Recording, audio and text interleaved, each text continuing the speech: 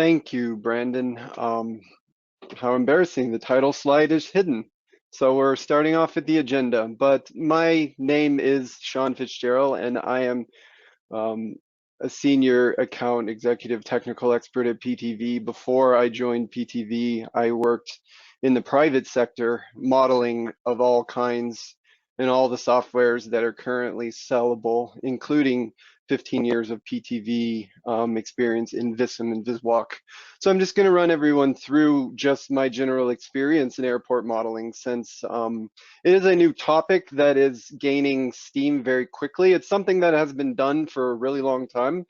However, it's never really been standard, quote unquote. And that's why I call this presentation, which is in the title slide, Beyond Curbside, because I would say probably most people that do airport modeling only do the curbside, whether it's pickup, drop off, etc., initial door security, transport and public transport and subways and all that. So I'm going to start off with a quick intro, moving to the most important modeling components for airports, some routing advice for airports, arrivals and departures considerations, relevant evaluations, that's the results. There are many that Vissim and Viswalk do, but I'm highlighting only a few that are relevant to our discussion. And then at the end, depending on time, we can get as many questions and answers as possible. This is a very dense program, so hold on tight. If you need more questions, answers, or something comes to you after the fact, please feel free to email us after, and we'd be happy to field questions.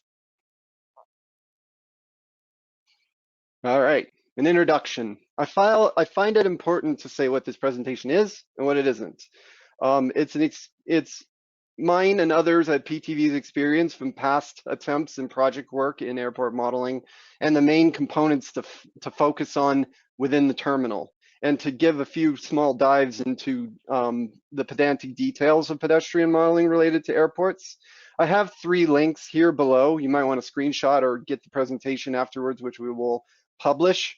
This is not an introduction to Viswalk. I will skip over a few topics that are such as, how it works, why it works, some of the basic features. There is a really good presentation given by one of our own people, Levi, a couple of weeks ago about the introduction, which is really good. I'm not going to focus any on curbside. We have a great video on YouTube there listed, and I'm not going to focus on pickup and drop off of people and taxis. There's also another great video there in the link. So let's start off with the most important components. So there's a lot of ways to build a network. You can draw on an empty, you can import, you can draw on a Bing's background, you can draw on a PDF, you can import PDF, you can import CAD and import VIM models. In my past work in Serbia, I used the CAD import function, which brought the entire CAD file in, distinguished obstacles, walls, elevators, different floors, and that kind of stuff, and then probably saved me 90% of the build time right there, and then I just had to edit it afterwards. Probably one of the more vital components to understand is levels. It is possible to build different stories and different things using X and Y geometry, ramps and stuff all on the same level. But where you really get the benefit here, you can see, is that all the components within a level are contained within the level itself, giving the reference value of 0 to that level. So if you assign objects to a level, then they are compared to the absolute relative 0 of that level, and they can be turned on and off, as well as having the ability to turn off pedestrians and vehicles separately on the levels themselves. It is important to remember that you can't use stairs, ramps, or elevators to go from one floor to another without having at least 2 different levels. If you go from one level to another level, it will just create a flat, I can't remember the term, the people walkways that you see in airports, where it's just a sideways moving ramp. So I know there's a lot of text on this slide, but the first thing you really should do in an airport model is build what we call the pedestrian fleet. And at a minimum, you need to look at the walking behaviors. If you need people to be more aggressively together or apart, or speed or composition, all of these things you need to look at ahead of time. The desired speed distributions give you the mix, which you can give depending on where you are. New York City is obviously more aggressive than Iowa or the middle of the desert. So you can put all of that stuff in there, as well as defining 2D and 3D models, what they look like in the 2D and 3D space. The type where you assign the way they look in 3D to the physical size variance and walking behaviors. Classes don't actually, I should say this very carefully, they don't actually affect the way that the pedestrians behave in the pedestrian model, but they can be assigned in a way that allows you to mold their behavior and their routes based on the class. So they can exist within a class that's not, that doesn't interact with their other features. But the composition is the overall composition of the different types models within the fleet and their overall speed distributions and their relations to each other. And then another important one is you absolutely need to define process times. Here you can see at the bottom, I have a few examples: passport kiosk, Department of Homeland Security kiosk, baggage, gate times. And what I'm doing there is I'm creating a general distribution. These are all example numbers. They're not actually something from a guidebook or recommendations. They're tests for this model. So right there I have, so whenever I build a kiosk or a baggage claim or anything, I can just click on my drop-down menu and choose what time distribution for each of those operations is. And then one more component I'm not going to really talk about, but is super important, is 3D visualization. I feel like it's in depth enough that it could have its own talk separately. But within Vissim and Viswalk, we have native 3D models, native 3D environment, native background tile maps through Bing, and then we have external model import support. I prefer to use SketchUp. Other people use 3ds Max, V3ds, and that sort for more hyper-realistic looks. So let's give an attempt at opening Vissim and see what we can get. All right. This is a very resource-heavy model, so if it lags, I apologize, but here in Vissim, we have our Detroit Metro Airport. I built it because it's close to my heart and close to where I live. But here you can see within Vissim and Viswalk, we have a 2D and a 3D view of the airport. So we can kind of just get an idea of what it looks like, right? So you've got your different levels here that you can turn on and off depending on what you want to see. It should be noted that different levels on the airport can function what you can and cannot see. For example, if you have a route that starts on one level and ends on another level, but you're only displaying one of the levels, then it won't show you the route because it looks at either the destination or the origin as on the level you don't want to see, so it will disappear. So that is an important thing. And then over here you have your cars and your pedestrians when the model is running to turn on and off. You can look at everything, nothing, combinations of things. You can turn off here the map, the land, and just get kind of general understanding of what it is. What else did I promise to look at? The pedestrian fleet, right. So there are quite a few things you kind of need to know where they are, and it can be a bit confusing for the beginning. So you've got, as I promised, you've got your, give it a second to update. Okay. You've got your different pedestrian types here. So you can see here that I've defined everything I want here. So what I've done, like here it says businessman 1, 2, 3, 4. All I did was I basically brought in, all of the different people that are within it, and I assigned all the different ones, right? So these people don't have any inherent characteristic of their function in them as 2D, 3D models. So you don't have to tell them where they're going, what they're doing, arriving, all that stuff. Then you would want to open a pedestrian type where it gets slightly more complex. I find one of the most important things is to name things based on what they are. Generically, these will pop up blank or with a default value.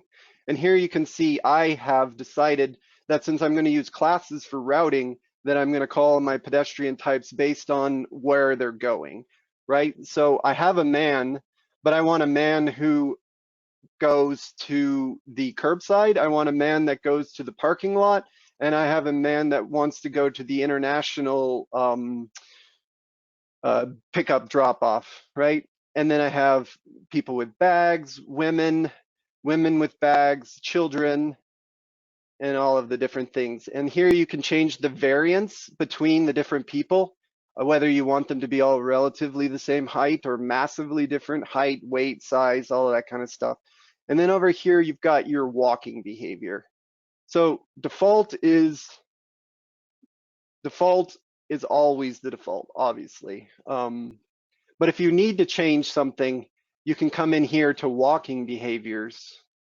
I find the default generally works, but here you've got all your different forces for your isotropic, which is your desire to get to some place, and your anisotropic, which is your desire to avoid conflict, obstacles, people, and all that stuff.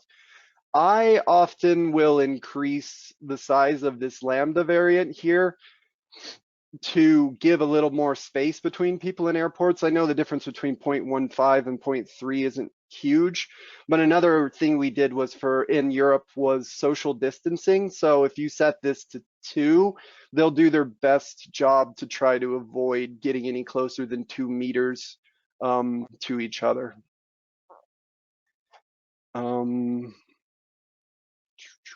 Sorry. What else is in the fleet? All right. And then, one moment. There we go. All right. So you also need to look at things. You got display types for different stuff, but you've also got your compositions over here. So you've got your base data, which is all your agents, and then you've got your traffic data, which is all of the compositions of your fleet. So if you look at a PED composition, then you can see all the people we've chosen and their different walking behaviors. I didn't bother changing it here, but this means International Monetary Organization male between 30 to 50, and that's a distribution that's internationally recognized.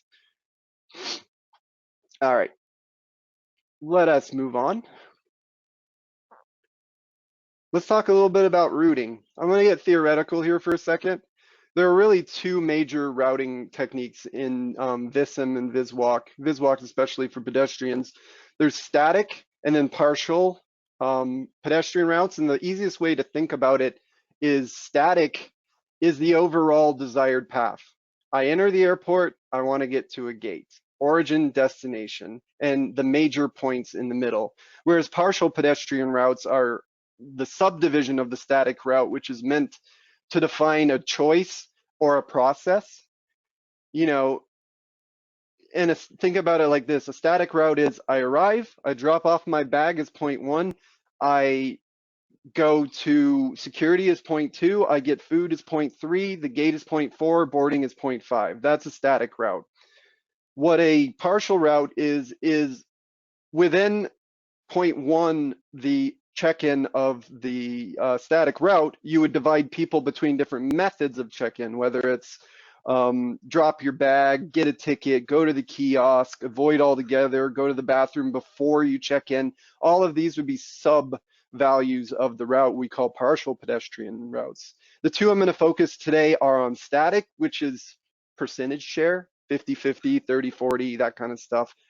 That works for decisions like I roughly know about 10% of people use the elevator versus the escalator. I roughly know 50% of people use the people mover versus walking, that kind of stuff. Whereas service point selection is do not proceed to the next step until queuing conditions are met. So if you set the value of 0, then a pedestrian will never move to the next point until it's empty. This works really well in a quote unquote ticket style queue because security, check-in, food kiosks all basically function the exact same way. So nesting is really the name of the game here.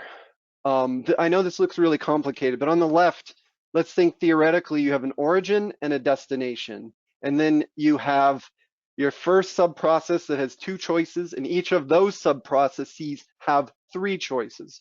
So how many routes do you end up with? Theoretically, if you do it with static, you'd have what, 6, 9? I mean, 12. It really depends on how many sub-processes. It could be 100, a million, depending on how many individual components of those sub-choices are available. And that's why we use partial routing. You can see on the right there how we've simplified down to 1 static route and 2 partial routes, whereas the static route is the blue to the pink to the blue again. But once you reach the blue, you get the first sub-choice, which triggers the first partial route, which goes to the sub process, which triggers the second partial route. So you're able to do all that's on the left, on the right in a much simpler way. But why do we care? Yeah, is it a huge difference between 6 or 3 or 9 or 3? No, but it can save you a lot of time.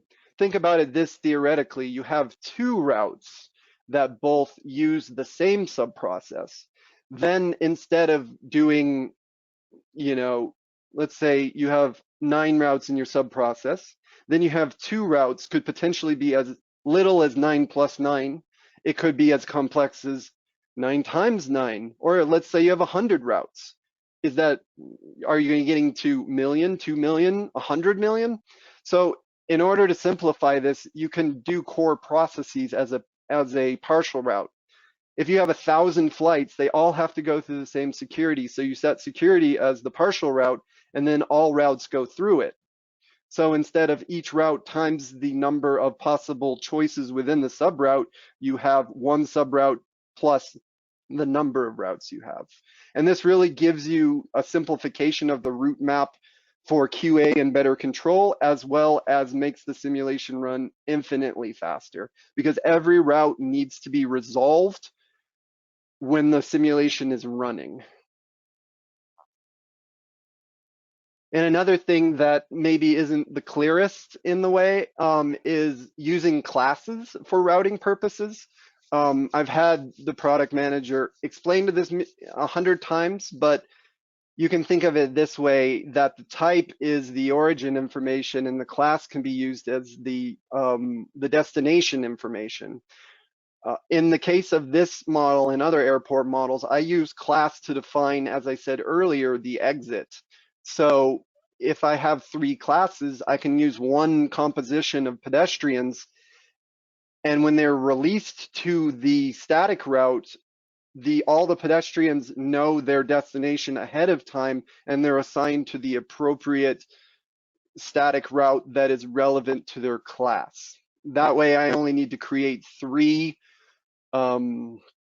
possible routes for every gate, and then people get to where they're going. Because a static route cannot be divided into multiple destinations within the same class. It can only be routed to different subdivisions within the same route, but it has an expectation of the same beginning and the same ending. So by dividing the classes, you can give the same beginning to all of them and a different ending to all of them. All right, one more thing about routing, obstacles. People think of obstacles as things you want to avoid, but in reality, they can also be used as ways to guide pedestrians through things. It really helps with barriers, ropes, and processes. because the 3D environment doesn't actually hold any agent-based processes.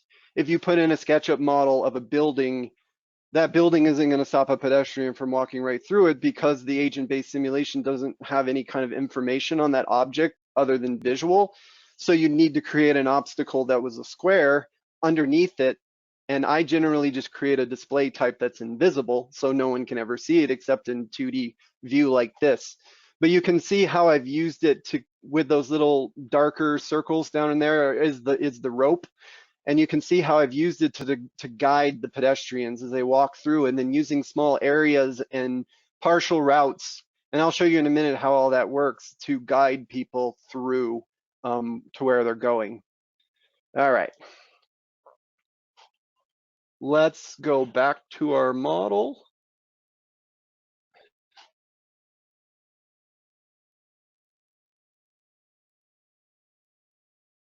All right.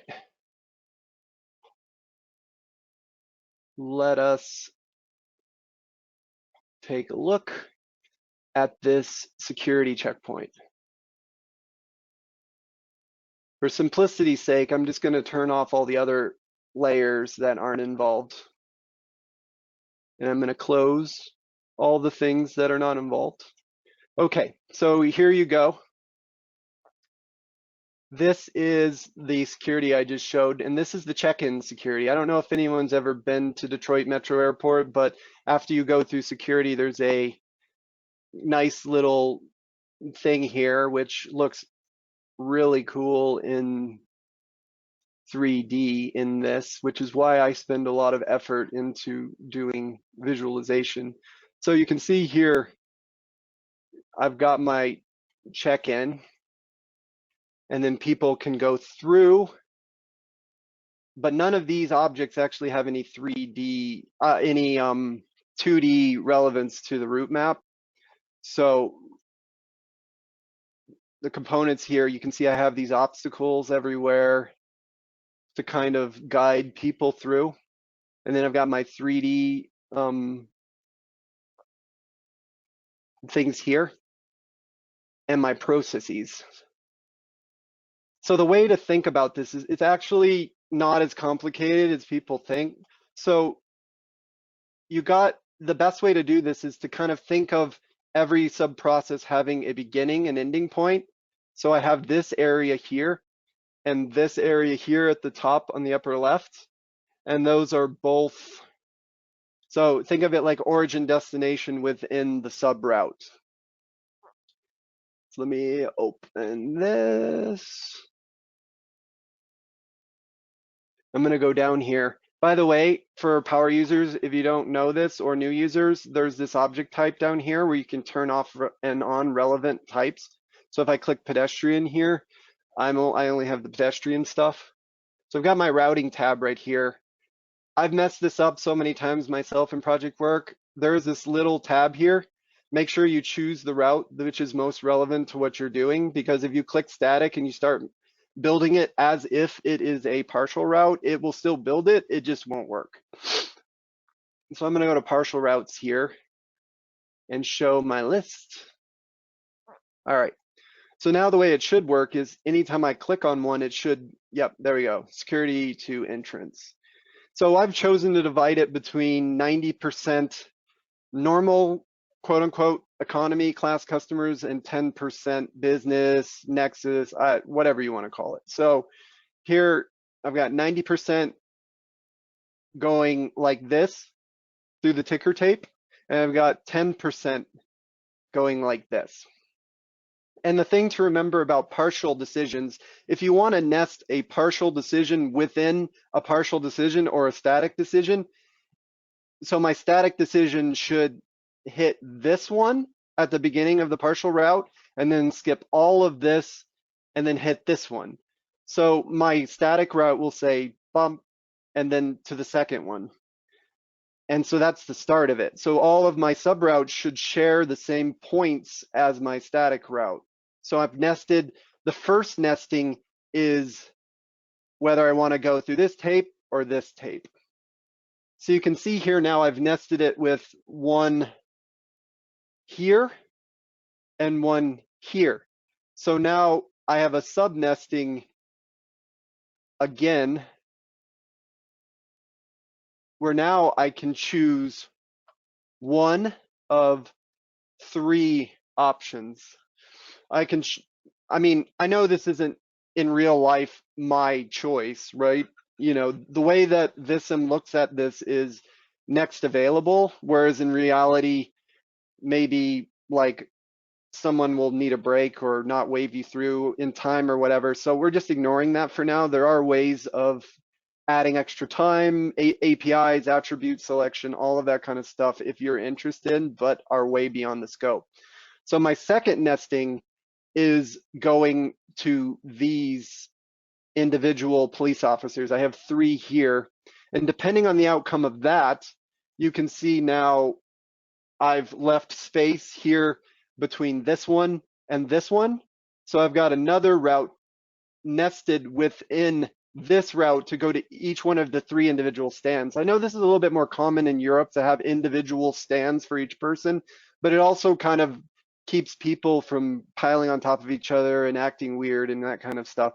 So my next nesting will be which of the three things I'm going to go to drop off my bag. And then after that, there's another nesting for what I do next, which is go through the security arch here. But you can see if you look really closely that I have avoided this another area here, which I added this 0.5 seconds for people to stop and kind of get scanned. I know if you're doing the more modern multi-wave ones, it might be a little more complex. And I think there's a really good example of this on the PTV website. Not the PTV website, the PTV YouTube, where they show a pretty advanced example of dropping off the bag where attribute modification actually makes the bag disappear. They go through the milliwave scanner and then it reappears on the other side. So if you're interested in that, drop us a line and we can talk about it. But then I've got my final subnesting, which is going through there. Let me see if this is gonna work. I've never tried this before on a GoToWebinar. So let's skip ahead to 500 seconds. Okay, it seems like it's working on my end. So I'm going to switch to 3D.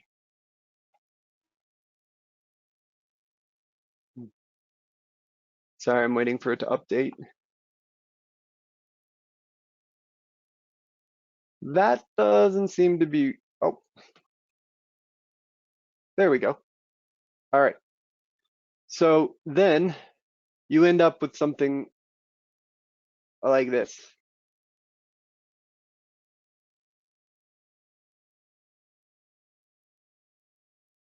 And once you define all the processes, people but more or less just do what they have to do based on the information you've given them. This, by the way, I do recommend using these A&M files for presentation because I can randomly jump throughout the simulation wherever I feel. I'm sure it looks super jumpy on your end, but I apologize.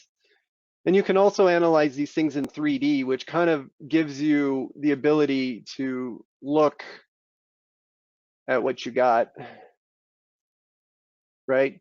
And obviously, the more visualization you turn off, the better it's going to look. So that's a really quick generic look at the way that works. So let's talk about arrivals really quick. One of the most complicated things with doing airport arrivals is figuring out how people should arrive to the airport. Yeah, I mean, it's different depending on who you are and what it is and kind of stuff like that. But generally, every country has a design guide of some kind. In Europe, they have a design guide manual that gives you a statistical curve that says something along the lines of between 2.5 hours to 1 hour and 45 minutes, 15% of the people arrive. You're able to build a curve.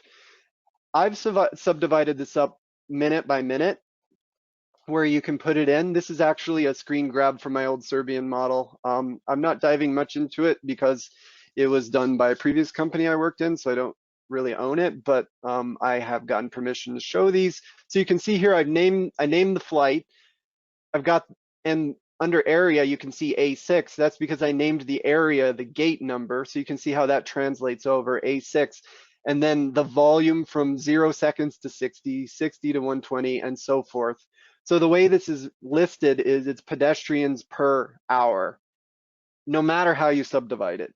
And this gives you really good accuracy for doing really complex curves where it's like, all right, now the flow rate is 1420 for 3 minutes, and then it's 1280 for 1 minute, you know, as the deplaning process goes on, or that kind of stuff. So whether you're looking at arrivals or departures, the input process is different, right? Because the arrivals, people will be streaming off the plane in a more or less uniform manner, whereas in the pedestrian input for the arrivals, people are arriving to the airport by different methods, different curves, different times. So you really need to figure out whatever the most relevant is for your region so that you can match whatever guidance um, um, may be relevant to your district. And then quickly, baggage claim. Baggage claim is a complex topic. This is something we ran into in Serbia where they wanted a much more detailed understanding of the baggage claim. I mean, baggage claims are complex. You can really get as much detail or as little detail. We generally choose an aggregate method where we can kind of get a general idea of how long people are there. This is the international arrivals at Detroit and on the McNamara terminal. You can see the queuing in the booths to the upper left, and then the pre-customs thing here. You can see the way that I tend to build it. I've got my static 3D model, which is the carousel, but as I said, it doesn't actually block anything. So I built an obstacle underneath it. You can see a little bit darker color. I made it a little bit bigger on purpose so that you could see it, but in reality, you want it to be as close to the shape of your object as possible to get realistic results. You need to do an area for waiting, and that's defined in the time distribution. As I mentioned earlier, here you can see baggage. I promised that would pay off. And so you need to set that, whether it's a wide distribution, multiple areas, depending on how long you need to wait, that's really up to you. And what that will do is that will define a distribution once they hit the area of how long they wait there until they move to the next one. And that can be used across the board for any process. And then of course you see my partial pedestrian route there where I've routed people to different booths depending on, different carousels just to get more realism. In Serbia, we actually figured out who was going to what carousel, how long they waited there depending on what kind of aircraft and all that kind of stuff. So if you have the will to actually write it all out, it works really well. So that's what it looks like there in 3D. You can't see the obstacles, you can't see the areas because I made them all invisible, but you can see the people and the environment. So it looks great.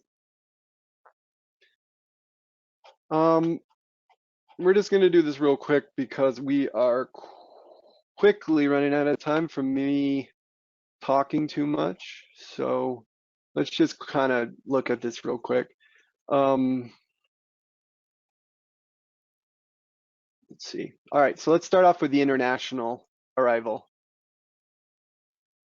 So this is, if I were to turn on the background, this is why I like backgrounds, but the one above it is on. All right, so this is gate A56 here. It's an international one, and Detroit actually has a really interesting thing here where it dumps down to the lower level and then moves on over to here. So this is where I told you it would pay off about the routing. If I want to go from the arrival here to the lower level exit, or let's try the L1 exit. I don't have it turned on right now. So when I click, oh, quickly here, another payoff. Here are my two arrivals routes. Oh,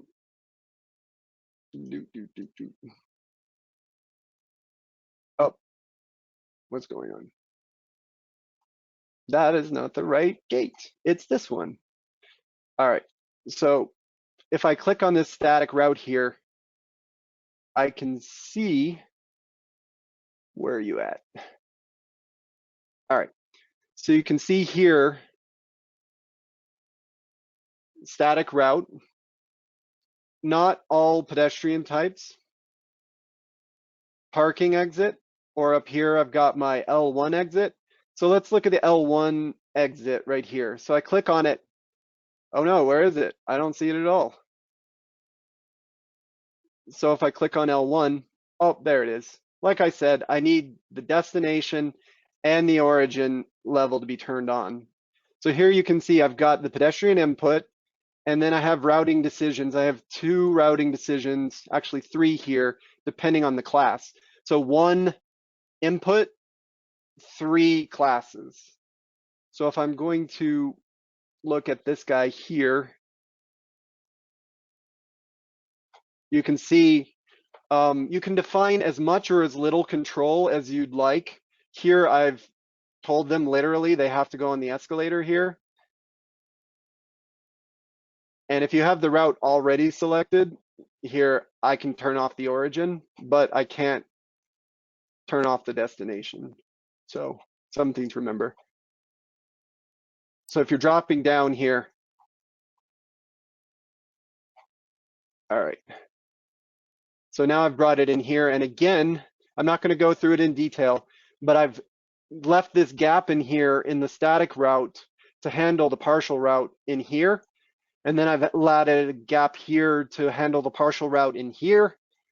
And then after that, you can see that they exit the airport. They can either go to the lower level, they can go to this elevator to go to, this is the curbside for arrivals. You can see the domestic, or they can go to here, to the parking, depending on their class. So I'm gonna stop that there for right now, and move on. Just quickly, departures. Like I said, multiple ways to get in. Enter through the door, the simplest. You make an area and people walk in. You can arrive by public transit, which is not in this model. And you can arrive by car, which is the same method as public transit, but you make the public transit vehicle a car, and you set the distribution. And you can see here this dark color here right after people step onto that, and that is the platform for the transit stop for that car. So that's the origin of the route. So once they step out of the car onto this platform, that's the origin to the route to start within their departure journey. And here you can see my box got off. I've changed the vehicle type to car and increased the speed to 80 kph.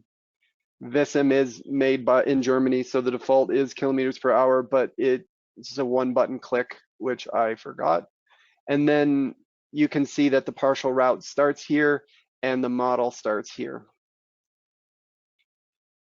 This is generally what the check-in and security look like in 2D and 3D. Again, very similar.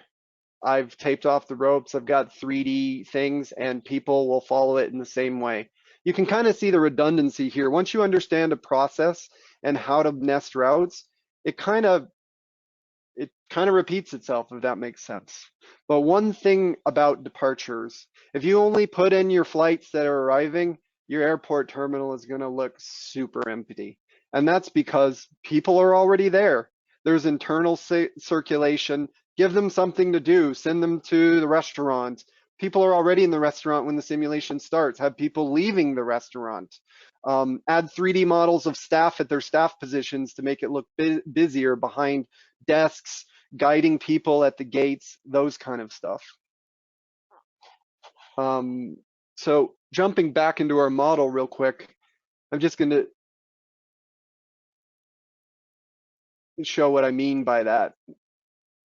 You can see here, this is a restaurant. I've colored it based on the default colors of the model as determined by Detroit Metro's CAD. You can see here. So I generally like to carry that over into my models. And you can see there. So I've created these people creators. They don't do any of the processes. They're just created throughout the entire model to do things. Walk around, go to a gate, go to another place, walk through the, oh, I don't want to do that.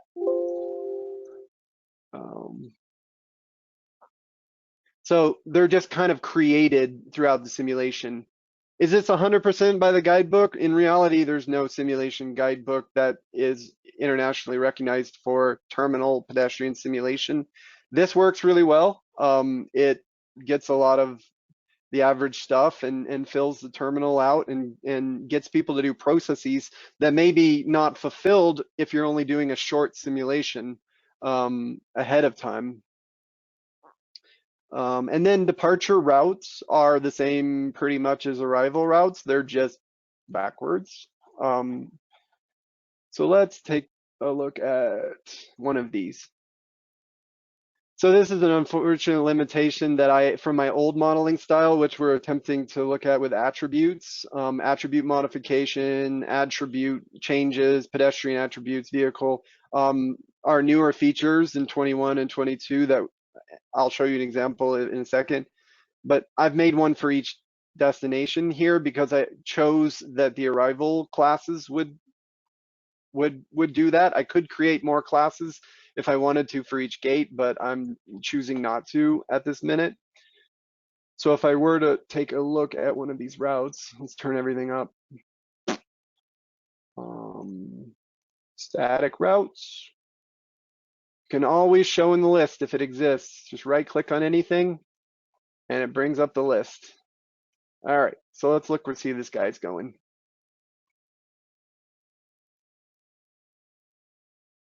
All right, so this guy is going from the front down here to this plane here. I don't actually have boarding in this model. So you can see after they go through the entrance, they hit this choice from here all the way up to the top here. And that allows for a lot to happen. So once they enter here, they can choose to either go through this security on their level if they already are checked in and have their bags. They can go to this elevator here. They can go to this escalator here, which brings them up to this level, where they can check in, drop their bag, go to the kiosk, I don't know, have a cigarette, whatever. Anything that you can think of, go back out in, and then they'll eventually make their way back to that route. Super useful, why nesting is great. I have here done another sub route for these flatland walkways where I basically have a partial decision that some people will go and some people won't. Most people won't. I'm going to leave this for somebody that knows a little more than me, but as far as I understand right now, the flatland walkways, as of version 21, I'm still testing 22, were stand only. So if anyone in PTV knows more about that than me, I will find that out. So let's talk about something that is not the hard part, but kind of the complicated part. And I'm thinking of almost doing a separate talk on just this idea. Apologies. There's really no official guidance on how to model boarding. We've tried several different methods, from invisible PT stops where excuse me, where a vehicle will appear invisible and people will go to board it. It works. It's not great. There are some limitations, like between the boarding area and the gate, you can't really define sub-processes the way that the platform logic works. My favorite is the waiting time is relative to start, which I've used a lot, which you can see running here on the left. And then the newer version is attribute modifications, where we actually give the gate boarding group as an attribute. So let me move out of that Vissim, that Viswalk model for a second, and let's take a look at this guy. Yeah, you can see that. So this is a simple boarding model. I'm not going to run the big one because it would take hours to get to the point where a good boarding would happen. So this is the wait time one, and it's really interesting. I was taught this later on after I did a few airport models, but there's this, here again, you've got this time distribution, right? And I've defined different boarding gates and times. And there's this little checkbox down here. Waiting time is relative to simulation start. So a time distribution, traditionally, if that's set to 100 seconds, they'll wait 100 seconds at that area. Whereas if you use this toggle, the waiting time is relative to the simulation start. So 100 would mean that anyone that arrives to this spot stays at that spot from 0 to 100 seconds. And after that, it's no longer holding people. That works really great, except in the case where people arrive after the boarding by a long time. So that's how, then they'll just walk through the gate. So again, you want to, like, much like the other time distributions here, you want to set a time distribution, but you want to have 0 standard deviation. So it's an exact time, right? 1800 seconds. So if I were to run that, like, let's see if this will work. All right. Not sure how well that's going to be visible, but I'm going to skip it ahead to boarding time, which is just before 1800 seconds. All right, so you see now I have 2 options. Here on the top of this gate, everyone's waiting at 1, and here they're divided into 3 boarding groups. So we can see once 1800 seconds happens, people make their way. The lining logic is super important because you can see people try to curl around the best they can to get in line. But you can see here, this one has 3 boarding groups. So this one clears. So the next boarding group is at 2200 seconds. So I can jump ahead to 2200 seconds. We can see that these guys are still waiting in queue while the second group is released. And here I'm using a service point selection to get that wait your turn to show your ticket thing going on, and so forth. No reason to really dwell for a long time on that example, but I'd be happy to show anyone that reaches out to me afterwards more about boarding. And then this one was created very recently. This is attribute selection here.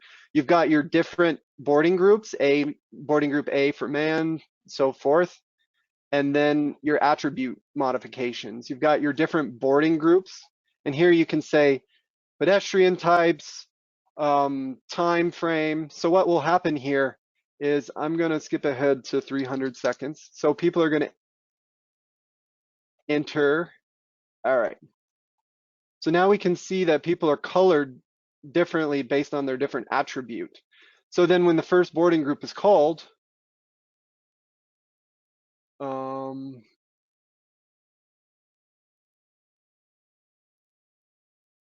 one second. It's running awfully slow. There we go. All right, so we can see now that all the guys who are in blue, which are in the ADA group, the people with disabilities, and then group 1 goes after them, and they're all waiting in the same area for the same flight, but then they're divided into groups. Super interesting. So let's finish up strongly with evaluations. This is everybody's favorite right here. This is a 3D heat map that works in real time. Works super good for open areas, works good for plazas and all that kind of stuff. However, through my experience, I have what we call the heat map trap. Heat maps aren't really the greatest thing for telling stories in airports. They're great for squeeze point transit stations in that picture. They're great for plazas, great for museums and that kind of stuff. But when you look at a heat map from an airport, I apologize, I don't have one because they're all confidential client information, but um, you start to see that all the clusters around like queuing spots. Like, yeah, obviously.